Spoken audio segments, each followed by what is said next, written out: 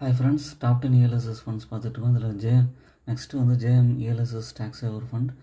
இதோட 1 year return பார்த்தீங்கன்னா 52.62% இருக்குது. 3 இயர்ஸ் ரிட்டர்ன் 22.03%, 5 இயர்ஸ் ரிட்டர்ன் வந்து 25.02%. இதோட மினிமம் எஸ்ஐபி அமௌண்ட்டும் பார்த்தீங்கன்னா ₹500. நீங்கள் ₹1000, ₹1500 அது மாதிரி கூட இன்வெஸ்ட் பண்ணலாம். டு ஸ்டார்ட் வித் 500 அது மாதிரி பண்ண ட்ரை பண்ணுங்கள். ரேட்டிங் வந்து 4 ஸ்டார்.